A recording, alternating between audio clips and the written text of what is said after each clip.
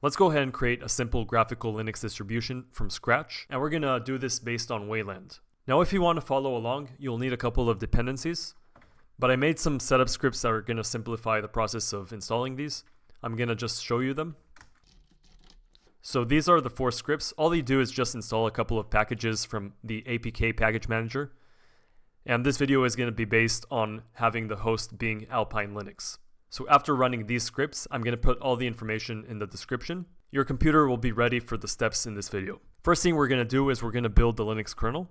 And here in the official website, I'm going to grab the long-term release. So right click here on tarball and copy link address.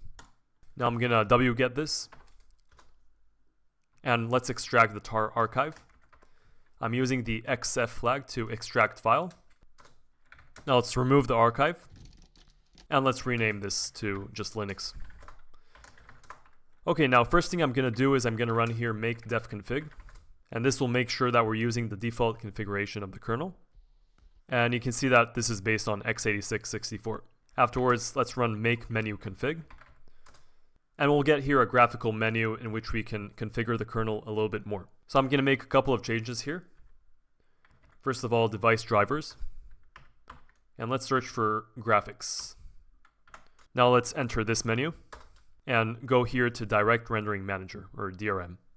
I'm going to enable this option. Let's take a look at the help. So I'm going to press on H. Know that this provides a Linux console on top of your mode setting driver. So it means we're going to have a Linux console even after the graphics have been initialized. So I'm going to press space to enable this. Next, I'm going to scroll down a little bit and enable this option, DRM support for box display VGA interface or QEMU standard VGA. This will enable the graphics support for the QEMU default VGA driver. So I pressed twice space because first time was module.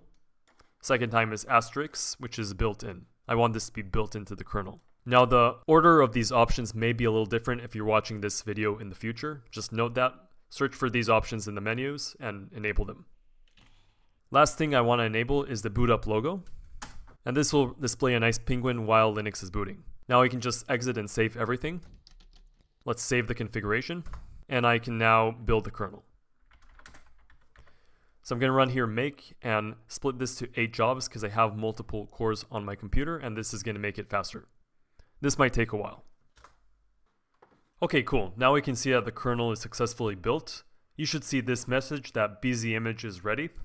Now let's just quickly test out this kernel to see that everything is fine and we see the penguin logo. I'm going to use QEMU for this. This will emulate a PC. Just pass in -kernel and here's the path to kernel that we just built. Now note that we have the penguin logo over here, so the driver was successfully initialized. Also note that the screen got larger when it initialized. This is because it went through something that is called mode setting. That means that the mode of the display has been configured.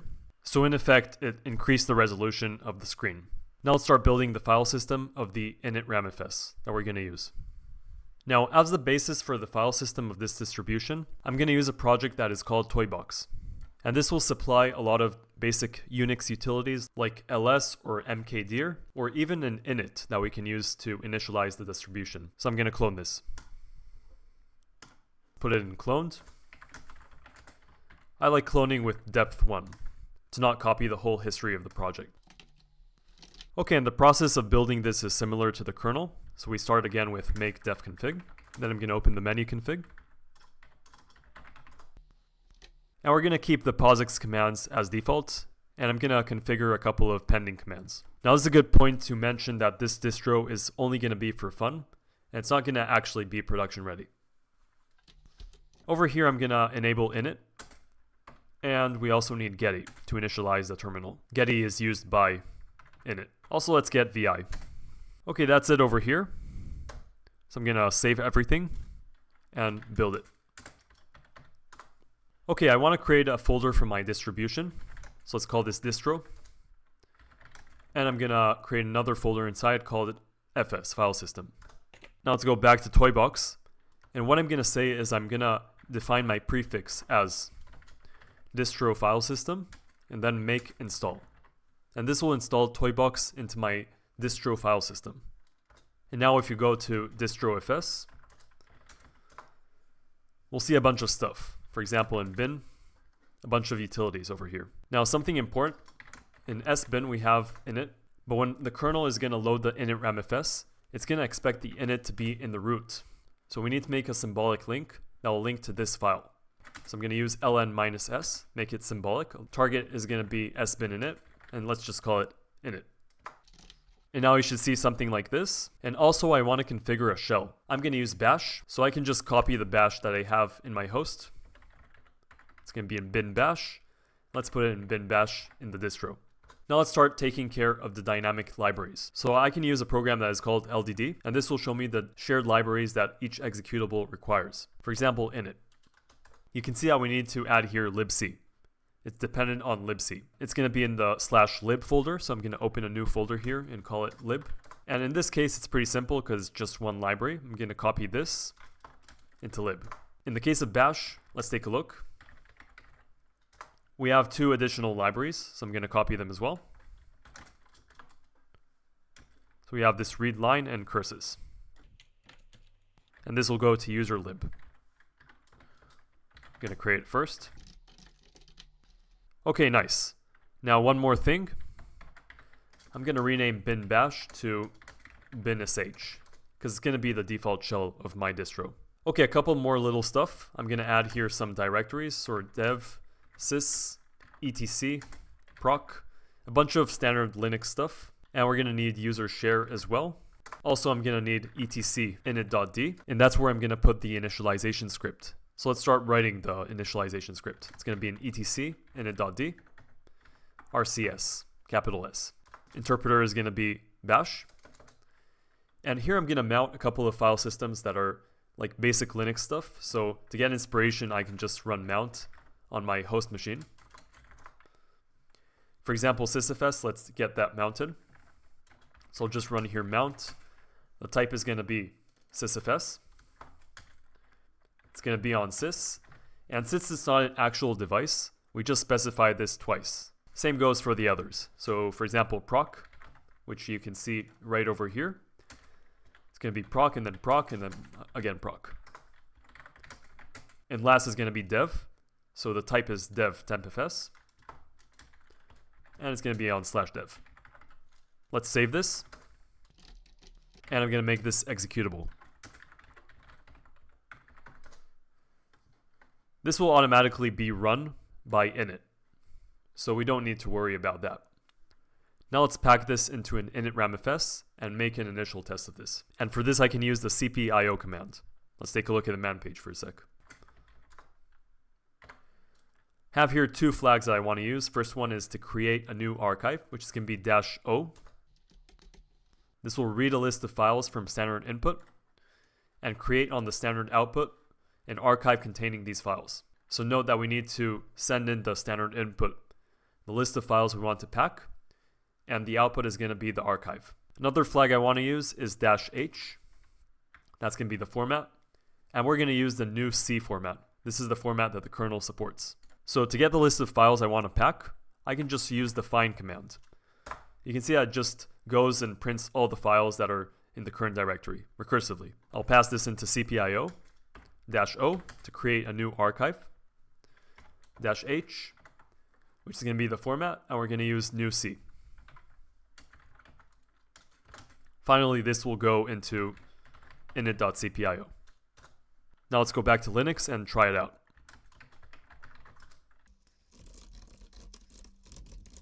And also additionally to the kernel, we're going to pass in the init ramfs like this, init rd, and then the path.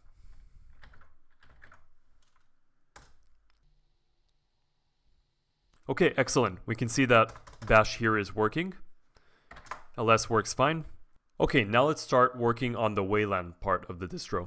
So you probably heard about the Sway compositor. It's one of the popular Wayland compositors. It's actually what I'm using right now on my setup, on my Alpine setup. And the cool thing about Sway is that they also built a library called WL-Roots, which includes a very simple compositor that we're going to use in our distro. So I'll just click here on WL-Roots. And I want to get a specific release of the source code of WL-Roots. So let's take a look at what version I have on my host machine. apk info, and then WL roots.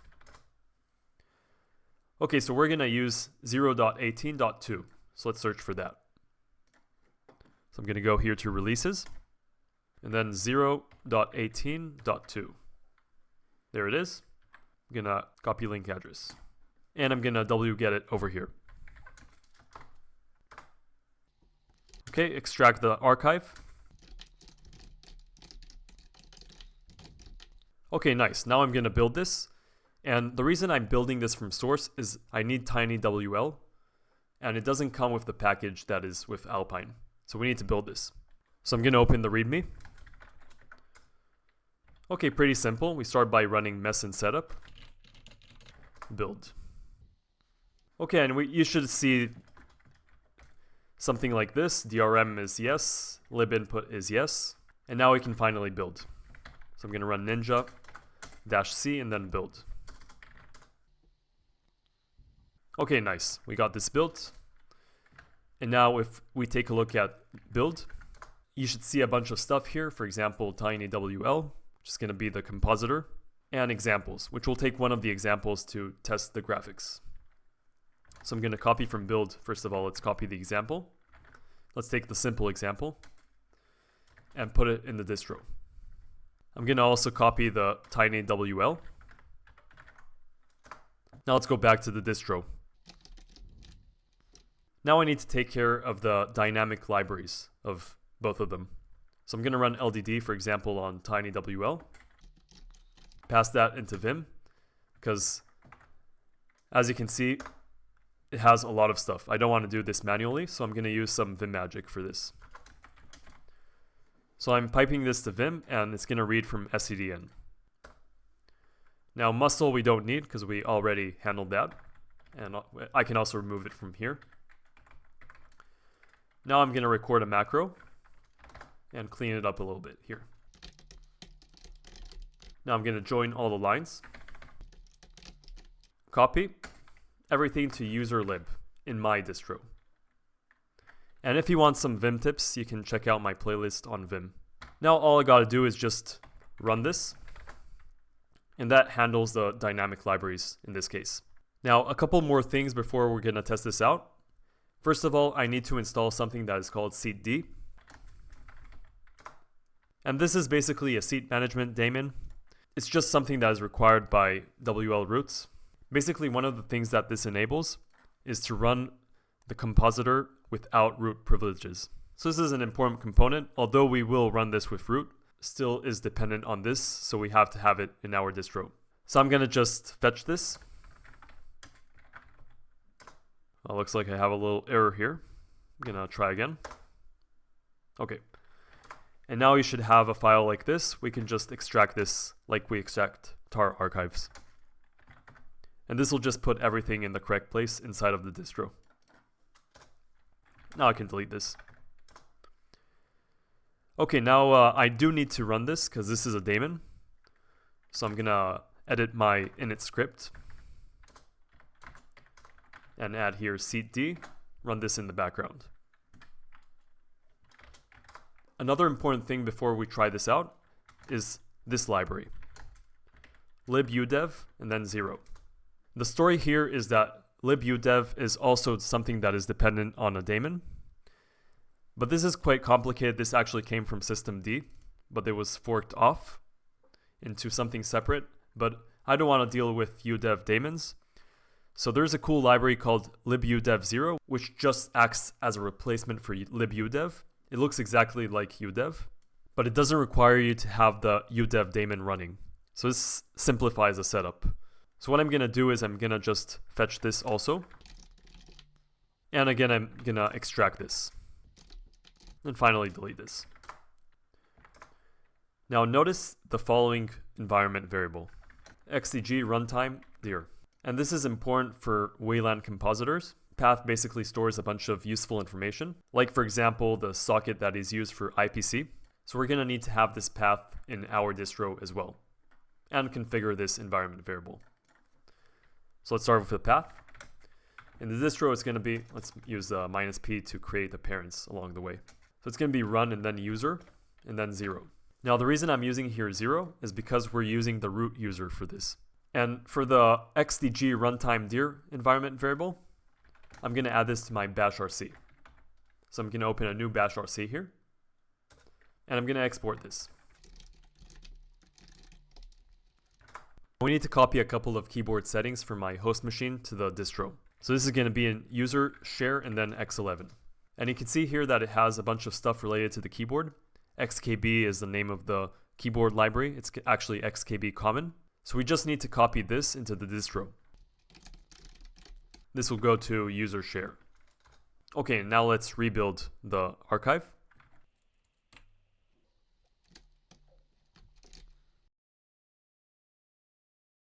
Okay, and let's try this out. Okay, and I'm gonna run simple. And nice, we see graphics on the screen. So I'm gonna demonstrate how we can bring up a Game Boy emulator in the distro. And for this, I'm gonna use a program that is called MGBA. Now, MGBA is a program that is based on a library called SDL. Now, to install MGBA, all I gotta do is just run apk add MGBA using root. I already have it, and then you'll have the MGBA command. I want to understand where is MGBA on my disk, so I'll just run which MGBA, and I'm going to copy this into my distro. Now, another thing that MGBA is going to need is it's going to need a ROM. It's going to need a game to play. So for this, I got a Pokemon ROM from the internet. I'll link a place where you can find a lot of different kinds of ROMs. So I'll just copy the ROM over here. Also, we need to copy some data of MGBA, and that's going to be in user share MGBA. Copy recursively. Now, one more thing about MGBA is that we need to handle also the dynamic libraries that it requires, but LDD won't be enough. The thing about SDL is that it dynamically loads more shared libraries as the program is running. So we're going to need to use GDB for this. So what I'm going to do is I'm going to start GDB with MGBA. But before I'm going to run this, one more thing. I want to disable audio because I only want to focus on graphics and input in this video. So to disable audio in SDL projects, let's take a quick look at the source code. So this is the repository of SDL, and I'm going to just search here an environment variable. So I'm going to search env and something that is related to sound. Now this syntax searches a regular expression in GitHub. Actually, my bad, it's audio. Okay, and this is the place. This is the environment variable, which we can use to override the audio driver with something else. So I'm going to copy this. And before I'm going to run this, I'm going to export. Audio driver is going to be dummy. So it's not going to be using an actual audio driver. And this is important because this affects the shared libraries that are loaded. We're going to, of course, add this to the distro as well. Just echo this. This is going to go to the bash rc. Let's append this. Okay, and now I'm going to start GDB. Okay, and I'm going to run and pass in the Pokemon ROM.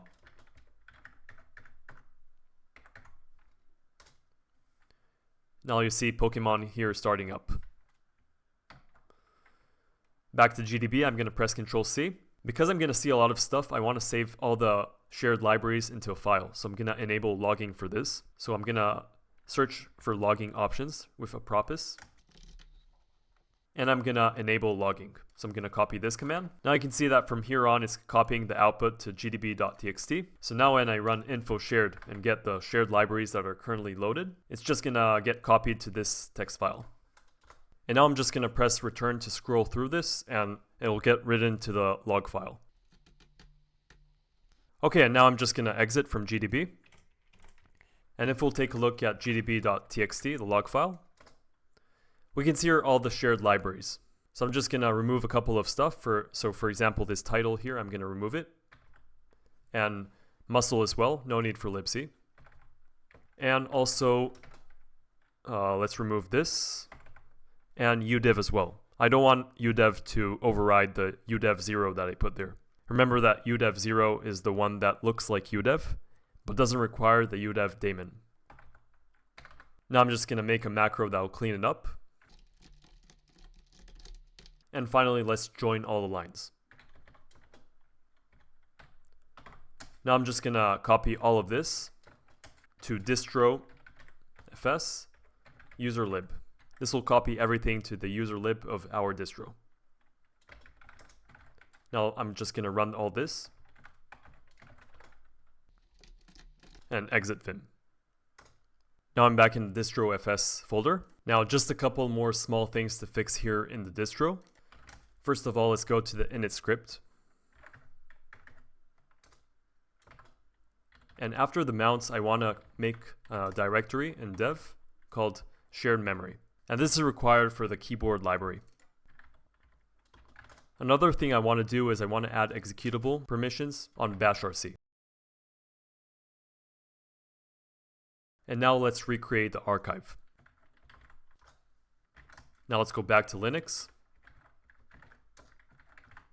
and start QEMU with the kernel and init ramfs. Don't forget to pass in the memory, so we're going to use 2 GB. And also I'm going to use another flag here, which is machine. Accel is going to be KVM. And this will make QEMU run much faster because it's going to utilize the Linux kernel virtualization. Now since it's acting as its SH, it's not loading the bashrc, so I'm going to need to source it manually. So I'm going to source here bashrc. And then we'll have the environment variables, for example, xdg runtime dir. And now let's start the emulator. So for this, I'm going to use tinywl, start the compositor. -s is going to be the startup command.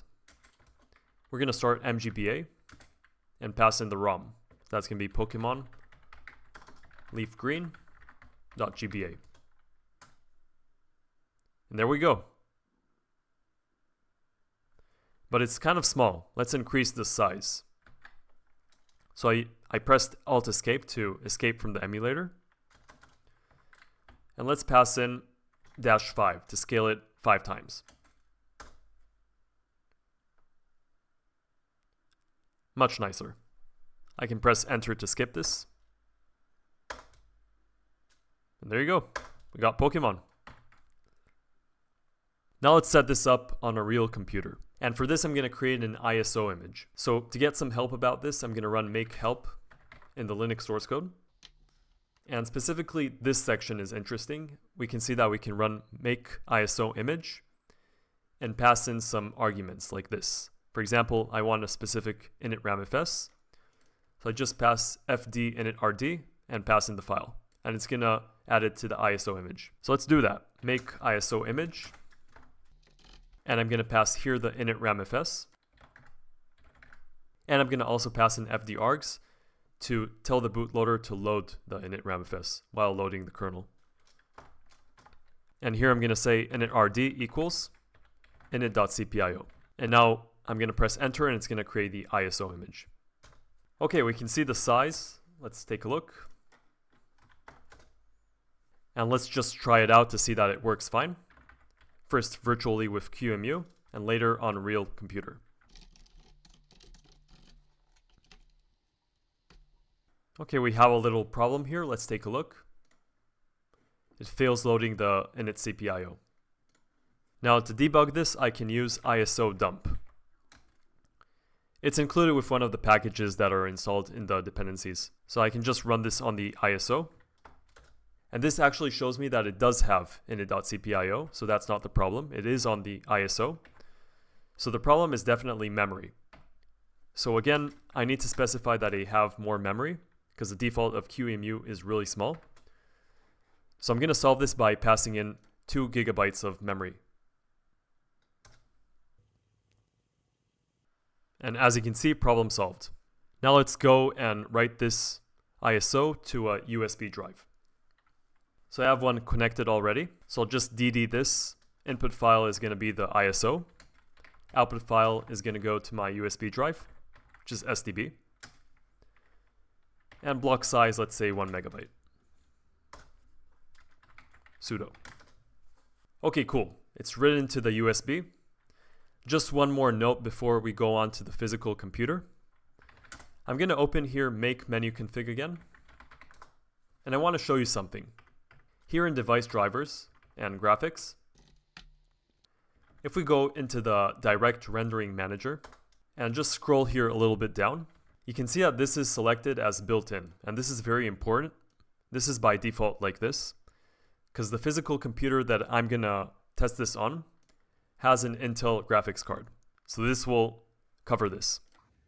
Okay, so now with that we have the distro on this USB flash drive. I'm gonna connect it to the computer and let's see if it actually works.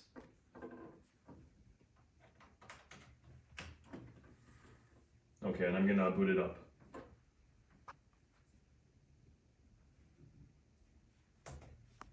I'm gonna go to the boot menu and select SanDisk. This is the USB drive. Okay, nice. You can see that now it's loading the init CPIO. It's gonna take a little time because this is pretty big. Now it did the mode setting, and we can see the penguin up here at the top. And we have a shell. It's a little small, sorry for the text size. But let's fire up Pokemon and we'll see that it works. So I'm gonna first source my bash.rc.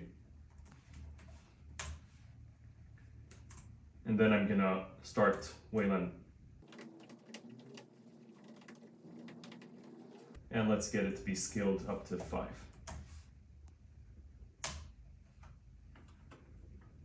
Awesome, and we see that Pokemon works on real hardware. Thanks for watching.